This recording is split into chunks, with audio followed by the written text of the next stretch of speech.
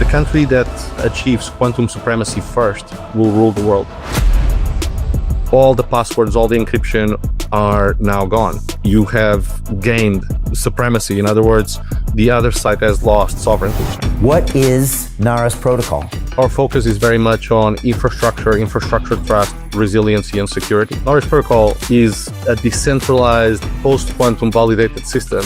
We turn every device into a security validator. There's actually 1 million devices that you need to break in order to break our distributed proof of security consensus. And we extend this into blockchains. Bitcoin is using cryptography from the 80s. Every current encrypted data using current means that are not quantum resilient, it's a breach waiting to happen in the future. You have all of these NATO generals as advisors, and I can start to see how serious this problem is. These topics are conversations at board level that are extremely strategic. Will quantum computers make AI research go faster? It's going to be a revolution within a revolution. You can potentially have a singularity event. David, what's next? I see a world where people are aware of the risk to themselves. Countries are taking actionable steps towards their own safety, their own protection, and all of that, I see it backed by a Naoris Protocol-based technology. This is the only future.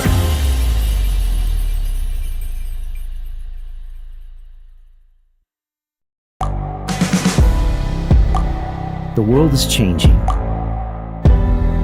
Inspiration is everywhere. It has never been so easy to connect, share, and bring people together. We're learning from others and finding the best in ourselves. Challenging our beliefs. Sharing our vulnerability. Overcoming our fears. Transforming ourselves so we can transform the world. How far can we go? This is London Real. I am Brian Rose. My guest today is...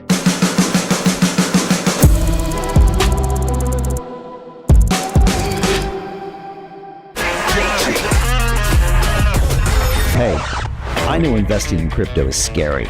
It takes a real leap of faith because there are so many scams, rug pulls, and bad actors out there. It's a dangerous business, which is why 95% of people lose all their money. Well, that's why I created the London Real Investment Club, so you can access the hottest deals on the planet and use the crypto bull market to create the generational wealth that you deserve. Join my team of over 100 people from around the world that are making millions of dollars behind the scenes investing in blockchain, AI, Web3 games, DeFi, Bitcoin, and more. Don't miss out. Click the link below to book a call with one of my team now. But hurry, this bull market will end soon. I know investing in crypto can be scary. That's why you gotta join the investment club. Pull the trigger. Let's do this.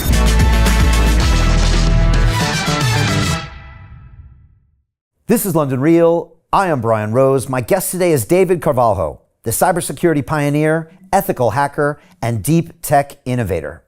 You have over 2 decades of experience defending critical systems across governments, defense, finance, and infrastructure, and have advised NATO-aligned initiatives, national security programs, and Fortune 500 companies on cyber warfare, AI integrity, and digital sovereignty.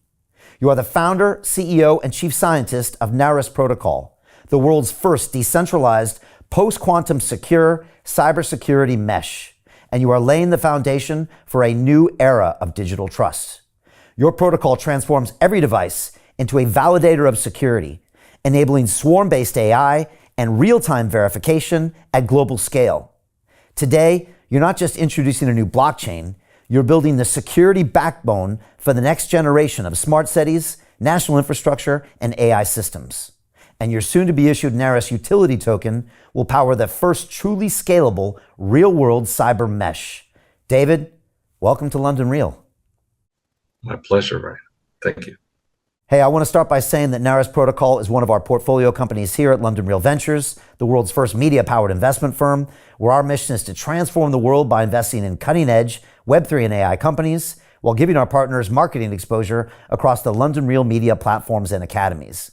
We heighten awareness, create customers, and build communities by leveraging our global audience and extensive network. David, we are super excited to be part of this journey with you. So let's jump in. What is Naoris Protocol? Yeah, thanks for the question. So Naoris Protocol is the world's first hyperstructure of Web3.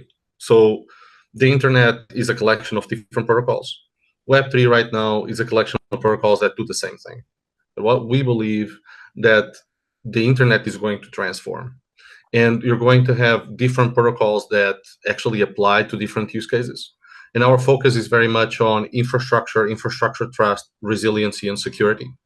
So Naoris Protocol is, as its core, a decentralized post-quantum validated system that allows for every application, every system in the world to prove that it is on a trusted state as it operates under post-quantum fingerprints, validated by all the other devices. So the more devices that participate, the more resilient it gets exponentially, which is pretty much the opposite of how it works right now in the world, where every device is a single point of failure. And we extend this both to infrastructure, what we call sub-zero layer, and also, so that means the real world, every device becomes decentralized, and also into blockchains through validation at post-quantum level of transactions and making them resilient to Q-Day into the future. You know, David, you keep saying this term post-quantum, and we've all heard that one day quantum computers are going to break all of our security, from our passwords on websites to all the cryptography that keeps our Bitcoin safe and our Ethereum safe. You know, every week we seem to hear that, you know, Google's coming up with a new quantum computer, and then we hear maybe the Chinese have one, and then some people say it's not happening for 10 years, and some people said it's 10 months away. What can you tell us about the quantum computer threat? How real is it? And correct me if I'm wrong, but you're trying to build a solution to where that's not going to be an issue for a lot of these things. Exactly. So, you know, looking forward into the future, we need to be future ready. Yes, quantum computers are real. They're a real thing. And there's constant breakthroughs, even on a weekly basis. It is an engineering problem. So if you throw enough people at it and enough money at it, just like, for example, China is doing, you're going to crack it. Just like it was hard when we put the man on the moon, but it was an engineering problem, right? So right now, that is, I would say, probably the biggest threat to stability and cybersecurity as we know it. Brian, we are witnessing the end of cybersecurity as we know it right now, slowly. Quantum is going to come to all cryptography that backs the world. It doesn't matter if it's nuclear secrets or blockchains, like the meteor has come for the dinosaurs. And it is our opportunity to actually become quantum resilient right now, because there are massive operations in place right now to actually do what's called harvest now, decrypt later. So the data is being harvested, kept in cold storage by governments, by other entities, and this is encrypted data. So every current encrypted data using current means that are not quantum resilient, it's a breach waiting to happen in the future. So we need to make it post-quantum or quantum resilient or quantum safe, which is the same thing right now, so that we can protect our future. Wow. Okay, so there's kind of like, you know, some type of a web crawler right now that's crawling all of the current security and encryption, and it's kind of saving all that information. So at some point in the future, when the quantum computer comes, it can crack it immediately. Is that what you're saying? That's exactly right. That's exactly right. And right now, every digital system in the world is one door for hackers to break, is a single point of failure to all the systems that are connected to it, right? And that's true for hardware, for software applications, it doesn't matter, right? Now, that's nobody's fault. This is just how the internet was done or made. However, as the world expands and we get to 50 billion IoT devices, et cetera, that just becomes impossible to manage. And the more complexity you have, the more risk you have. So this is pretty much a mind-blowing stat, but a breach happens at every 11 seconds. And it happens because of centralization. It happens because of the single point of failure, right? So we turn every device into a security validator. So imagine if we have, for example, 1 million nodes, which we have right now, there's actually 1 million devices that you need to break in order to break our distributed proof of security consensus. in order for you to attack a single one. And so this is how we see the future. This is what actually got us working with a number of former NATO leaders under very highly resilient environments and objectives into the future. And post-quantum backbones for this was non-negotiable. So these environments are strategic in nature. And for them, bringing blockchain together with post-quantum capability in the most mature areas in AI and cybersecurity is just the only way for us to actually be able to have a trustable and resilient future. You know, one of the things that really impressed us when we spoke to you originally before we invested was you have all of these NATO generals as advisors. Now, we've been investing for about 4 years, David, but I've never, ever had a pitch where you have not just one, but a whole lineup of NATO generals. And I was a bit shocked, and but also I was impressed. And I could start to see how serious this problem is. It's not just about protecting your password on Google or even protecting your Bitcoin. It's really about like global national security. And it's something the military, correct me if I'm wrong, has been thinking about probably for the last 10 years. Can you talk about, you know, your alliance with those generals, why it's important, and maybe why they've been thinking about this before the rest of us? Yeah, that's absolutely right. So yes, it is. So in such environments, so environments related to defense and national security, critical infrastructure, GovTech, highly critical environments like that, also highly regulated spaces. I would include, for example, banking and trading floors, etc. These topics are board level topics. So there are conversations at board level that are extremely strategic. And then there are other environments that are responsible for, you know, the survivability of society, namely defense, right? So such environments are quite aware of the risk for society. So if there is a quantum attack, for example, against the power grid, say in the United States, that would lead to, you know, potentially 60% of the people in big cities dying after a short amount of time because everything stops. Right? It's incredible what happens when everything stops. I was actually on a flight from in Europe from Norway to Portugal when there was the big blackout recently in the Iberian Peninsula, and for about 2 days there was no power, and it was pretty much similar to a zombie apocalypse. You know, there is nobody knows what to do. Nothing works. The phones don't work. You can't call an Uber. Everybody's stuck. The trains don't move. You can't call your loved ones. You don't know if people are flying or if their planes landed in a place or in another place, so on and so forth. It's very disturbing. There's no water in the faucet, right? So a quantum level attack allows for a level of supremacy and access that is completely, it's something that nobody has ever seen, right? But it's something that people in that space are quite aware, right? So I'm going to give you a quote, but the country that achieves quantum supremacy first will rule the world. This is a quote by Vladimir Putin. And there's similar quotes on both sides of the Atlantic. And the focus on such technologies is such that, for example, the Chinese government has been investing more in quantum technology than they have invested, for example, the last years in their nuclear program. And that tells you how strategic this technology is for supremacy. Because once you have access to quantum supremacy, all the passwords, all the encryption, all the things that are protecting things that matter, that should be secret, are now gone. You have gained supremacy. In other words, the other side has lost sovereignty. So this is how important it is to actually mitigate this risk, because it is a survivability risk, and these environments live under the umbrella of strategy, and there's nothing more strategic in our lifetimes than actually mitigating for a complete collapse of authenticated access, which is what quantum will allow for. In some ways, David, is quantum, or the race for quantum, more important than the race for AI? Yes, it's much bigger than that. It's much bigger than AI. AI just happens to be the shiny object right now, because there is a lot of like connection that you can have with it, right? Even though it's fake, it's not a real thing.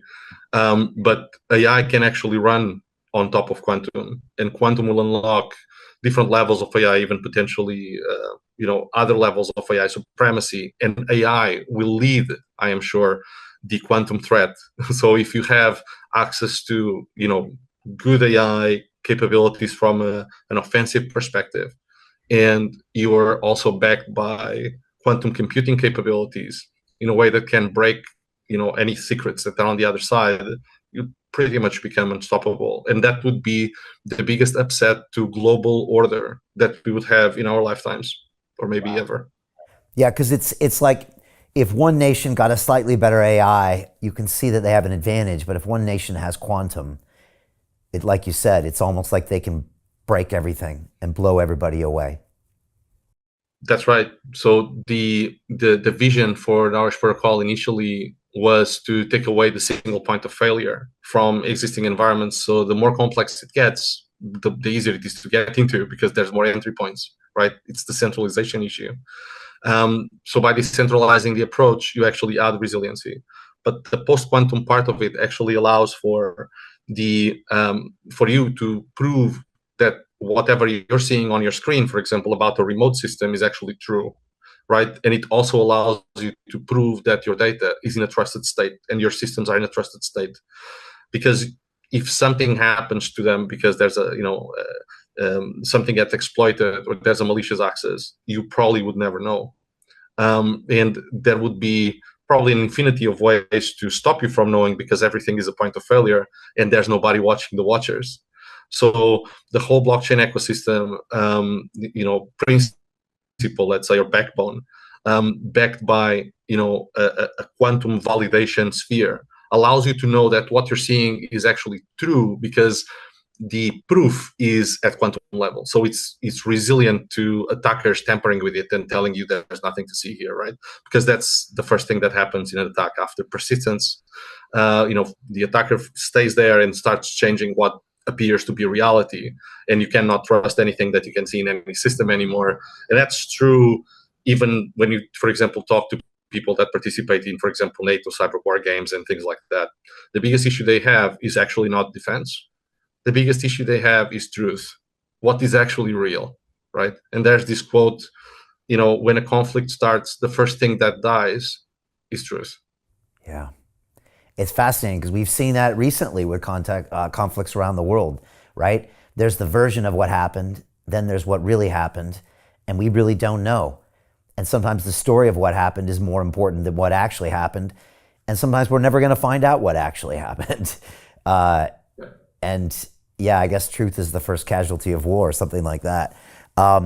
It's interesting that you mentioned decentralization, because a lot of people go into the blockchain for different reasons. Maybe they want the public ledger, maybe they want the immutability, but it sounds like the decentralized nature of blockchain is the very reason that Naoris is built on that, because you need to not have that single point of failure. Can you speak a little more on why you've been building on the blockchain for so long?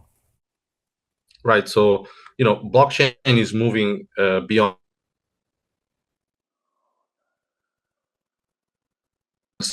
to transform, business. Part-time value comes from utility, not from speculation.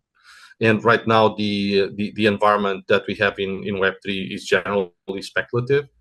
There is a big transition, I believe, right now in this cycle towards real world use cases, and use cases that don't just fit within the bubble of blockchain.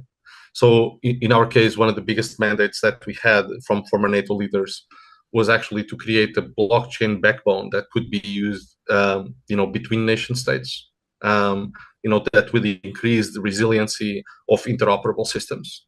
So, for example, if a country gets, a system in a country gets hijacked, and say a smart city environment, like, for example, a water treatment plant gets the wrong mixture, it can lead to deaths, could be a terrorist attack, for example. Normally, there would be no kind of like immune system present. So, for example, another country, say if this happened in Italy, in Ireland, there would be no capability to deal with this instantly. There would be probably kind of like some research about this, and maybe 6 months after the attack was done, there would be some kind of post-mortem analysis, and then maybe there will be some upgrades across the board. But if all these systems are actually connected under a decentralized cyber-physical resilience mesh, which is what Naoris Protocol creates, automatically that intelligence about the risk and what's happening pretty much in a live setting is going to enable another city, for example, in a different country that is not even connected to the same network, but it is connected to the chain to be instantly protected against this sort of threat and hardened, right? So it's a completely different way of how you think about risk. What the London Real Investment Club actually does for you, it gives you the keys to open that door to the inside deals. In the last 3 weeks, I've participated in 3 incredible deals: a layer 2 Bitcoin protocol, an incredible AI protocol. The deal flow is beyond what I expected. I don't think I've ever seen a model like this that just gives average folks the opportunity to be behind the deals, and that's exactly what we've done. Not only that, you get to hang out with Brian Rose every week, and for me, that was huge because I look at Brian as somebody who's not only an expert in the space, and I think is on the leading edge, but just the leading edge of thought with London Real and the work he's doing there. To anyone who's taking a serious look at this, I know it's a big decision. It was a big decision for me and my family, and it is one of the best decisions I've ever made. So I wish you all the best and hope you come join us.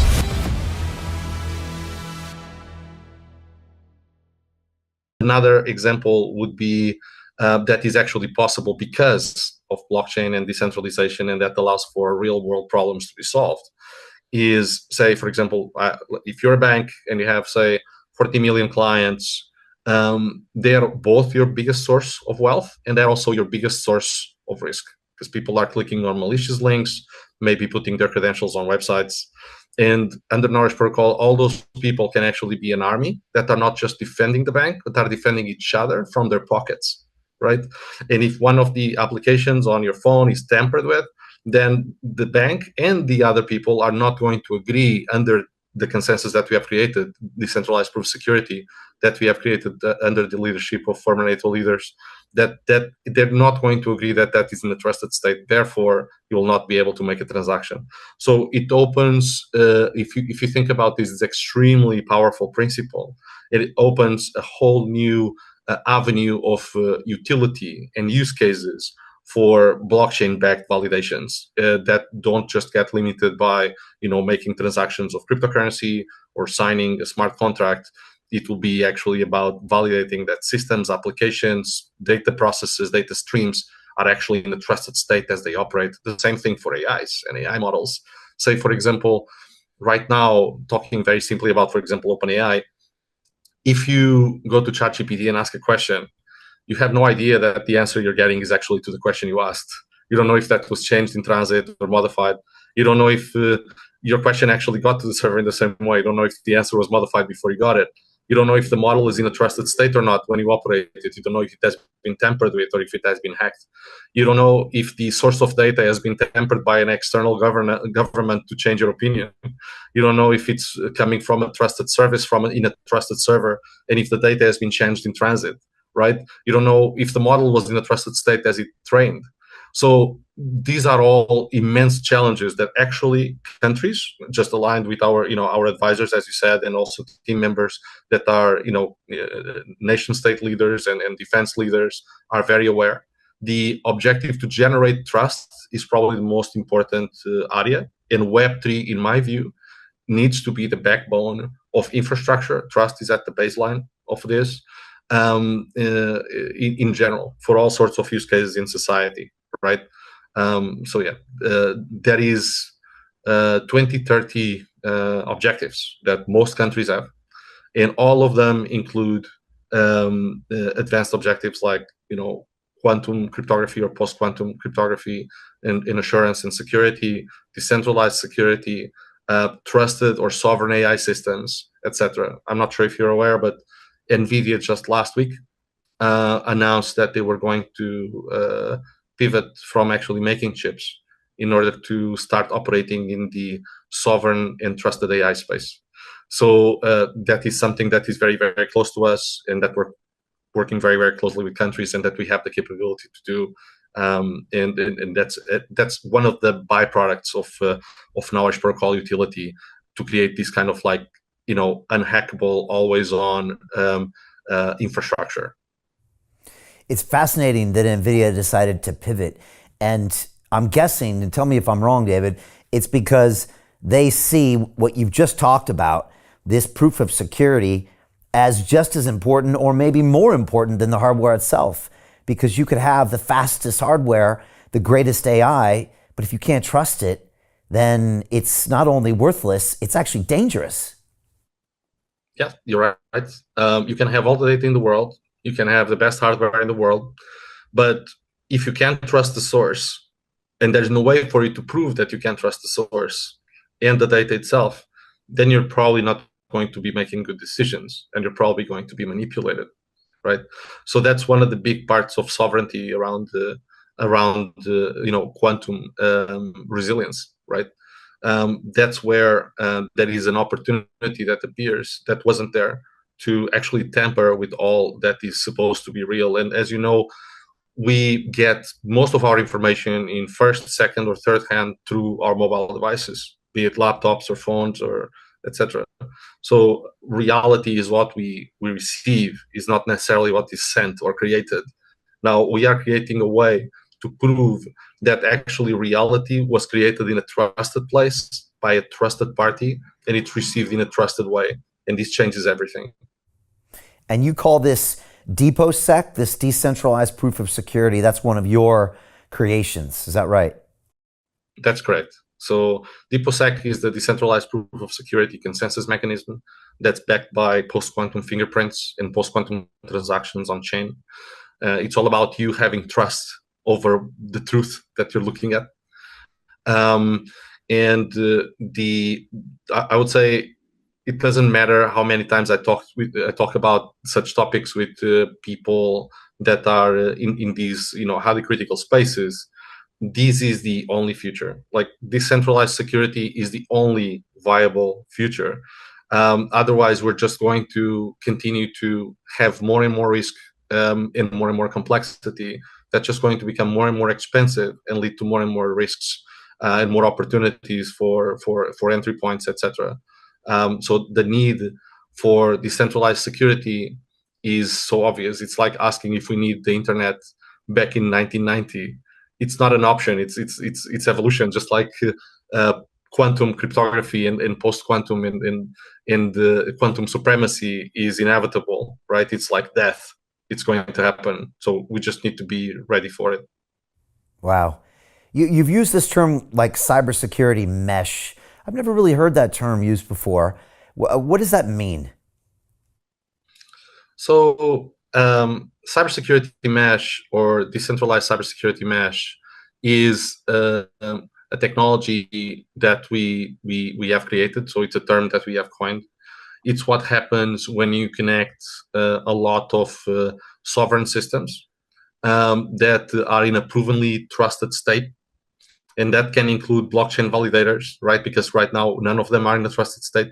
Unfortunately, the only thing they need to operate is to have some tokens and be online, which is something that needs to be upgraded in general in Web3. And that is going to become a risk for everything from Bitcoin to any other crypto. So the resiliency of these spaces needs to be increased from the infrastructure level all the way to transaction level for various reasons. But this is also transversally true across the world. So we have created DepoSec as one of the fundamental technologies aligned with other technologies that we have created, like decentralized identity validation authority, like DIVA. That's called DIVA, where we can actually identify uniquely each system and prove they are who they say they are at Web3 level, using the blockchain, not using any means that will allow for them to be attacked or tampered with, like, for example, IPs or MAC addresses or emails for phones, or etc. So the objective is to create an anonymous and agnostic mesh that the more it grows, the more trustworthy it becomes, and the more resilient it becomes from a perspective of tampering. So it's pretty much the opposite of how the internet has been set up.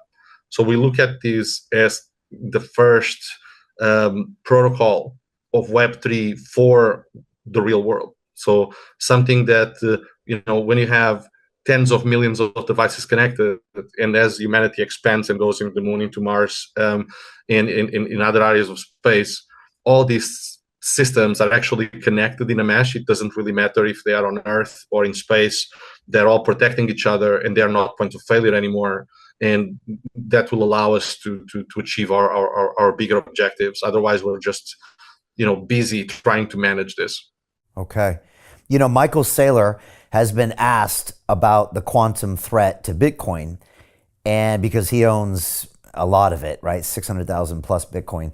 And he said that in the future, that the chain will just upgrade when that solution exists. And I'm wondering if he's already thinking about something like Naoris Protocol that can upgrade Bitcoin, because he's literally said that. He said, well, when that problem comes, we'll find the solution and bake that into the way that Bitcoin works. Is he already talking to you guys?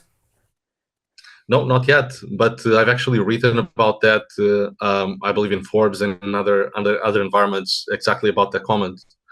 Bitcoin is technology that is using cryptography from the 80s. How can I say, if we think exactly like that, and expect some magical change to happen, then we're just slowly moving into obsolescence. So right now, I would say the most important point would be to find ways that don't need a hard fork towards Bitcoin, because that would be very hard. All the transactions since the beginning would have to be remade. All the wallets would have to be remade, because the cryptography is not compatible. Post-quantum cryptography and traditional cryptography or elliptic curve-based cryptography are not compatible technologies. So the ideal approach is to find a way to solve, for example, transaction-based issues, where, for example, a quantum attack against an already signed hash that is being broadcasted in the network that's public can lead to the breaking of the double spend guarantees that blockchain provides, and the immutability as well, in changing, for example, the amount of the transaction or the destination in a way that bypasses consensus mechanisms, which are really the backbone of blockchains right now. So these are risks that I've actually written extensively about, and also other researchers have. And it is a survivability risk. As I mentioned before, quantum is coming to Bitcoin and all cryptography in the world. It doesn't matter if it's in the healthcare context or in government context or in crypto context, like the meteor has come for the dinosaurs. And it is our opportunity now to actually do something about it, become quantum resilient now, so that we can be resilient to this as soon as that happens, or already resilient. Once Q Day happens, that's already too late.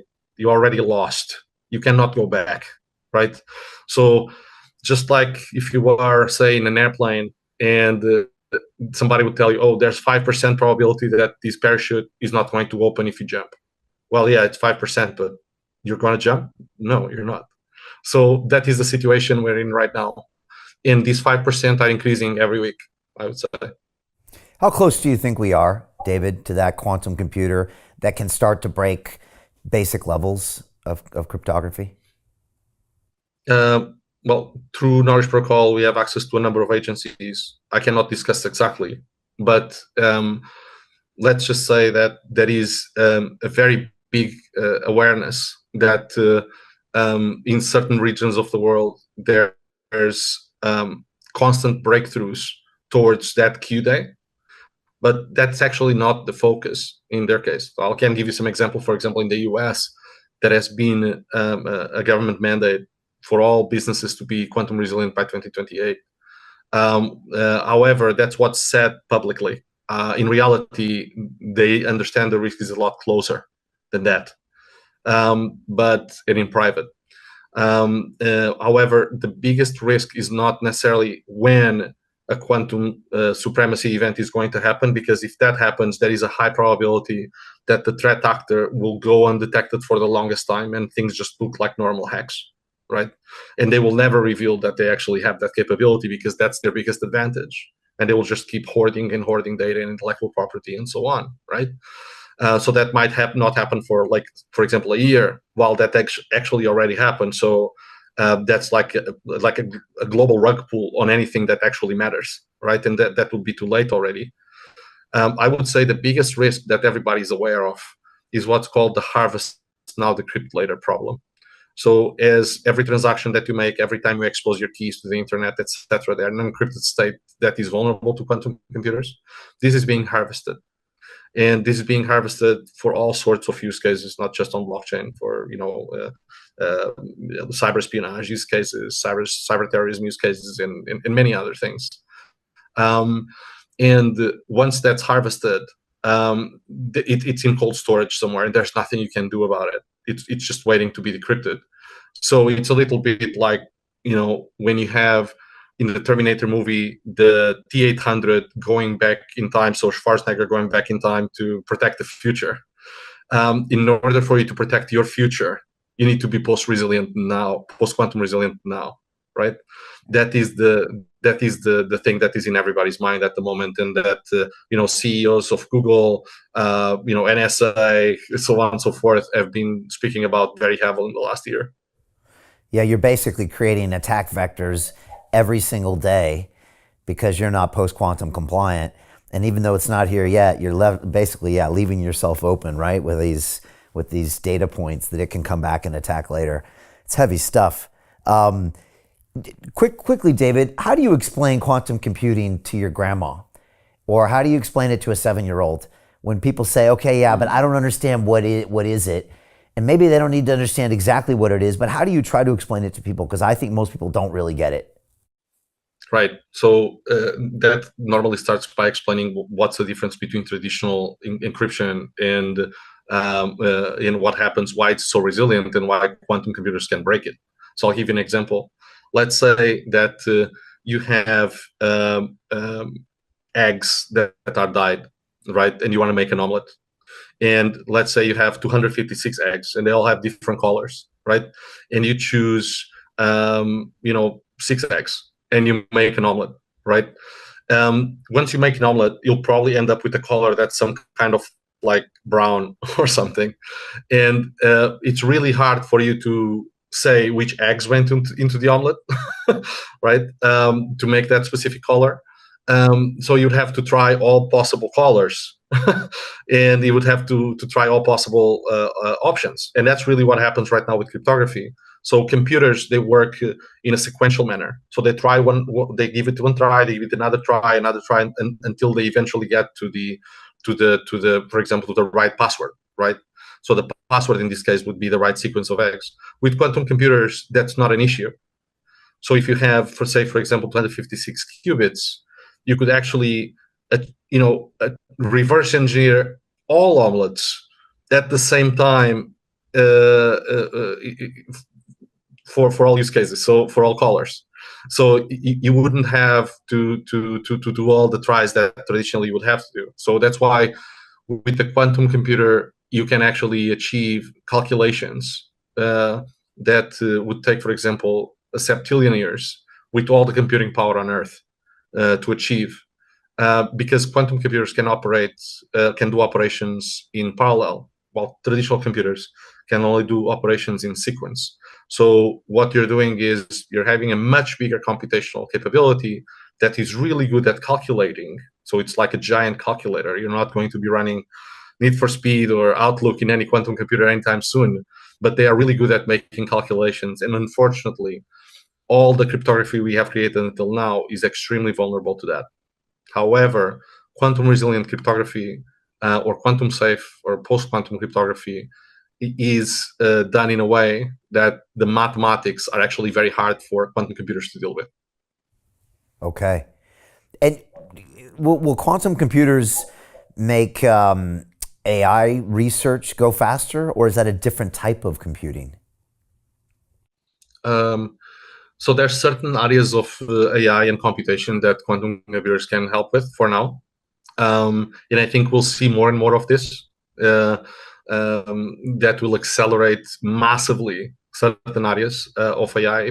For example, number crunching. Think about, for example, molecular biology, drug discovery, and the same thing around pathogen discovery and the other side of the coin, because every technology has dual use. So yes, it's going to be a revolution within a revolution. So quantum is going to supercharge AI to a point where, well, it is already very hard to manage and you don't really know what's happening within it. But to a point where you can potentially have a singularity event. And that kind of scares me quite a bit because there is absolutely no trust around AI. There is no trusted AI systems. We are very focused in helping create that. But you actually cannot right now really know why AI gives you a certain answer or another answer. So that is just going to become a lot more complex, and it will allow for AI algorithms. How do you get out of a rat race? How do you create wealth not only for yourself, but also for the generations to come after? I am absolutely amazed with the quality of companies that we're getting exposure to. We go on to Zoom calls with the innovators and the folks who are building new applications in metaverse, blockchain, artificial intelligence, decentralized finance. What's going on, everybody? Thumbs up if you can see me. We are focusing on early stage investment. And the quality of people that we're getting exposure to, whether it be Dan Tapiero with 1RT, Jason Ma from Open, Yatsu from Animoca. It's been a phenomenal experience thus far. It has far exceeded my expectations.